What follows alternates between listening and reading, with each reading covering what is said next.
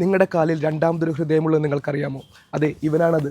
Calf muscle, നിങ്ങളുടെ soleus muscle നിങ്ങളുടെ രണ്ടാമത്തെ ഹൃദയം എന്നറിയപ്പെടുന്നു. എന്തുകൊണ്ടാണത്? നമ്മുടെ കാലിലുള്ള ഏറ്റവും സ്ട്രോങ് ആയിട്ടുള്ളൊരു മസിൽ ഗ്രൂപ്പാണ് നമ്മുടെ കാഫ് മസിൽസ്.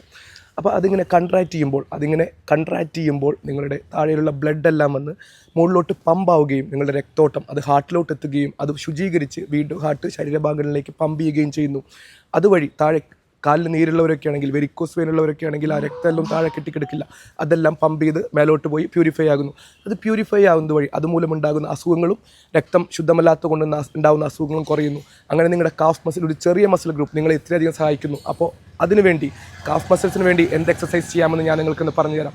സിമ്പിളായിട്ട് ചെയ്യാൻ പറ്റുന്ന എക്സസൈസാണ്. അത് നിങ്ങളൊരു 20 പ്രാവശ്യം, 3 പ്രാവശ്യമായിട്ട് 20 പ്രാവശ്യം ചെയ്യുക. അപ്പോൾ കാലിങ്ങനെ വെക്കുക, കാലിങ്ങനെ വെച്ച് നിങ്ങൾ വിരലിൽ നിൽക്കുക, കാലിങ്ങനെ പൊക്കുക, 10 വരെ എണ്ണുക. വയസ്സായവരാണെങ്കിൽ എന്തെങ്കിലും ഒരു പിടിച്ചിട്ട് വേണം ഇത് ചെയ്യാൻ വേണ്ടിയിട്ട്. എന്നിട്ട് കാല് താഴ്ത്തുക, വീണ്ടും പൊക്കുക, അങ്ങനെ ഒരു 20 പ്രാവശ്യം ചെയ്യുക, 3 വട്ടം ചെയ്യുക.